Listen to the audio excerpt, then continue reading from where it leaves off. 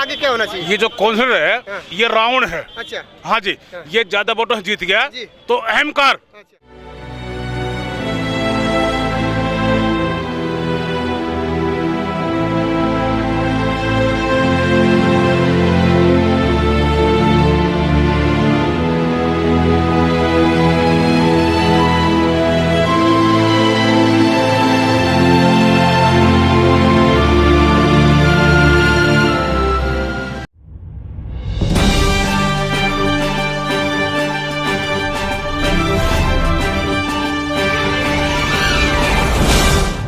शंकर धीवा एक बार फिर हम पहुंचे दिल्ली के शुक्र बाजार में, जहां पे पिछले हफ्ते भी एक प्रोटेस्ट किया गया था।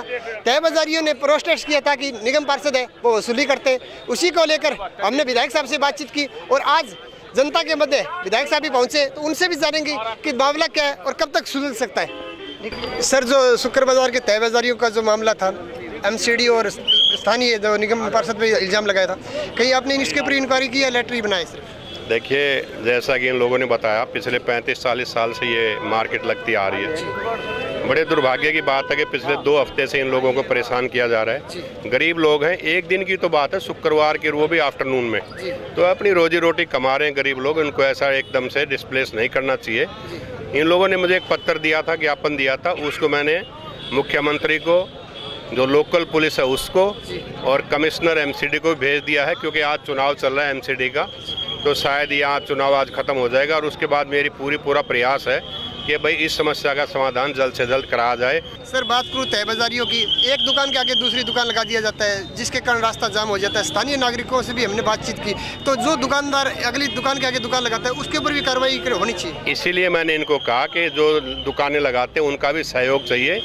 इन्होंने देखिए अपने मार्शल भी खड़े किए हुए हैं ट्रैफिक खुलवाने के लिए, आगे भी ये लोग करते रहेंगे और ये पूरा प्रयास है कि आम पब्लिक को आने जाने में दिक्कत ना हो और जितनी दुकानें लगती हैं वही लगे, उससे ज़्यादा ना लगे। धन्यवाद सर।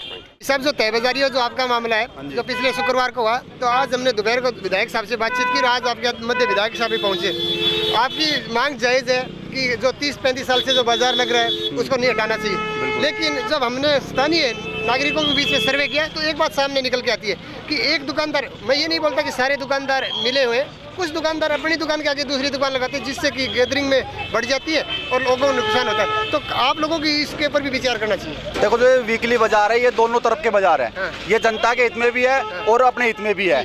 अगर यहाँ जनता परेशान है तो बाजार लगाने का कोई फायदा नहीं है, पर उसका समाधान ये है कि पहले बाजार प्रधान जो होते हैं, प्रधान मेंबरशिप जो होते हैं ना, उससे बैठ के बात करी जाए कि भाई यहाँ की जनता आने जाने में बाजार वाले दिन परेशान है, हो सकता है कोई एम्बुलेंस या कोई इमरजेंसी कोई पर्सन फंस जाए जिससे दिक्कत भारी हो जाए, तो उस बारे में बाजार की जो सोसाइटी है, जो कमेटी है, उससे बात करी जाए। यहाँ का जो लोकल बंदा है, कोर्सनल है, जो भी, उसको बैठा के बुला के बात करे।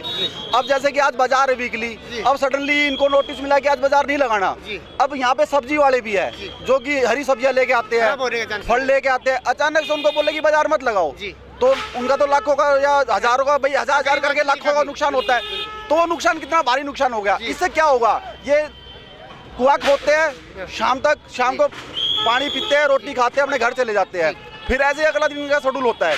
अब आज का माल खराब हो गया, इन्होंने कहीं से पैसा उठाया या अपने जो भी, वही इन्होंने शादी का प्रोग्राम है, कुछ भी इन्होंने सोचा कि आज घर में प्रोग्राम है, 1000 रुपये लेके जाने हैं, ये कहाँ से गुजारा करेंगे उसका? नहीं, बिल्कुल आपकी बात सही है, हम आपके पक्ष की बात करें, लेकिन मुझे इस बात का एक आपको भी मीडिया के माध्यम से बताना पड़ेगा, जो दुकानदार दूसरे आदमी का नजायज लगवाता है, अगर किसी एक रेडी वाले की वजह से अगर कोई पब्लिक दुखी हुई है तो उसका पूरे बाजार पे दोष नहीं डाल सकते। देखो, पूरे बाजार पे एक कमेटी उसको संज्ञान लेना चाहिए। तो यहाँ की जो कमेटी है, अगर यहाँ की जनता दुखी है, जनता के हित में ही सब कुछ है, बाजार भी है वो जनता के लिए है, यहाँ की जनता को उसका सामान मिलता है, तो जनता आगे बोले, बाजार में आगे बोले, बाजार की यूनिट को बुलाए या यहाँ का जो कोर्सनल है उसको बोले कि भाई यहाँ के बाजार में हमें ये दिक्कत परेशानी है।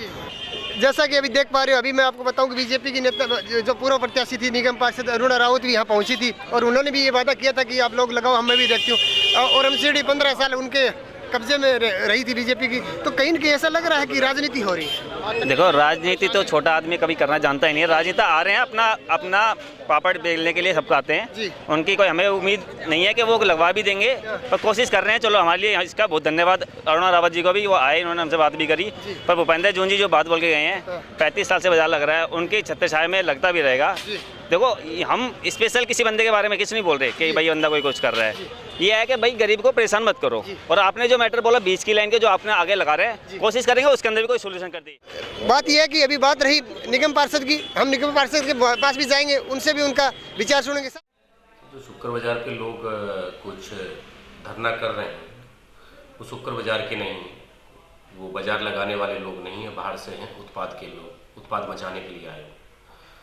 मुझे तो बहुत अच्छा लगा कि एमसीडी ने, एनडीआरएफ ने कंप्लेंट दी थी कि उनके निकलने का रास्ता बाजार के लोगों ने बंद कर दिया है। लाल बहादुर शास्त्री मार्ग है, गौतम बुद्ध मार्ग है, दादे मंदिर के लोग हैं जिन्होंने डीसी को कंप्लेंट किया था कि हमारे यहाँ पर चारों तरफ से दोनों रोड इन्होंने घेर लिए हैं और निकलने की फ्राइडे को बिल्कुल भी जगह नहीं होती, आदमी पैदल नहीं निकल सकता, तो गाड़ी मोटरसाइकिल बाइक से तो निकलना बड़ा मुश्किल काम है। उस पर एमसीडी ने संज्ञान लिया। दूसरा क्या कि फुटपाथ पे बाजार लगता है, ये लोग रोड पे लगा रहे हैं जो ट्रैफिक की एनओसी नहीं है। हमने इनके प्रधान को बुलाया कि आप सिस्टमेटिक तरीके से लगाओ, और एमसीडी वालों को भी बोला कि किसी बाजार वाले को नुकसान नहीं होना चाहिए, गरीब लोग हैं और इन सब लोगों को रोजगार पे कोई इफेक्ट ना हो। फुटपाथ पे इन लोगों की बाकायदा एमसीडी ने 6x4 के पट्टी लगा के इन लोगों को दी है, लेकिन ये पट्टी पे नहीं बैठना चाहते, ये रोड पे बैठना चाहते हैं, जो रूल के विपरीत है, क्योंकि हर आदमी को जीने का अधिकार है। राजनगर में लगभग 2 लाख से ज़्यादा लोग रहते हैं, द्वारका में लोग रहते हैं, निकलने का रास्ता चारों तरफ से जाम हो गया है। और हम बाजार वालों के हित में हैं, हम चाहते हैं उनका बाजार लगे। कुछ लोग राजनीति करने आते हैं जिनको मुद्दे के बारे में पता ही नहीं होता। कुछ लोग हैं छोट भैया वहाँ राजनीति में आते हैं बड़े उछल उछल, मैं उनसे भी ये कहना चाहूँगा, शब्दों पे नियंत्रण रखिए और शब्दों के मर्यादा को समझिए, उसके अनुसार बोलिए। एमसीडी अपने लॉ के अकॉर्डिंग चल रही है, क्या लॉ के अकॉर्डिंग चलना बुरा है? और आप लिख के दे दीजिए कि लॉ के अकॉर्डिंग नहीं मानेंगे लॉ को हम, ठीक है, हम आपकी भी बात मान लेंगे। धन्यवाद। जो शुक्र बाज़ार पे एक गरीब परिवारों के साथ में जो ये सब चल रहा बहुत ही गलत है, क्योंकि 800 परिवार की रोजी रोटी उस तह बाज़ारी से चलती है। और ये बाज़ार 30-35 साल से लगता आ रहा है। तो एक गरीब आदमी जब सुबह से शाम तक कमा कर घर लेके जाता तब उसका चूल्हा जलता है। बट बहुत ही निंदनीय और गलत बात है कि हमारे ही देश में गरीब लोगों के अगर रोजी रोटी छीनी जाती है तो इससे शर्मनाक बात क्या होगी। देखिए, आम पार्टी हो या भाजपा पार्टी हो, ये दोनों तहबाजारियों के ऊपर अपना जो है राजनीति कर रही हैं, कि वोट बैंक की राजनीति कर रही हैं।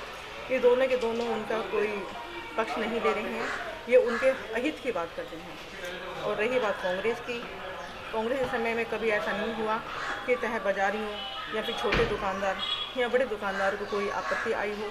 सब लोगों ने अच्छे से रोजी रोटी कमाई है और खाई है, परिवार को चलाया है। और अगर मैं एक बात और कहना चाहती हूँ आपसे, अगर तहबाजारी की कोई गलती है तो आप उनके ऊपर अपना पक्ष रखें, अगर निगम पार्षद की कोई गलती है तो उनके ऊपर अपने पक्ष रखें। तो ये दोनों ही अपने पक्ष के हकदार हैं। अगर इनकी गलतियाँ नहीं हैं, अगर तहबाजारी को कोई गलती नहीं है तो तहबाजारी को अपना काम सुचारू रूप से उनका काम चलाने दिया जाए, ताकि वो अपने परिवार का अपना ईमानदारी से भरण पोषण कर सकें। बीजेपी की पूर्व प्रत्याशी अरुणा राउत भी पहुंची। आज बस इतना ही, कल फिर मिलेंगे नई मुहिम के साथ। तब तक के लिए जय हिंद, जय भारत। आप हमारे चैनल को लाइक शेयर और सब्सक्राइब जरूर करें। वंदे मातरम, नमस्कार।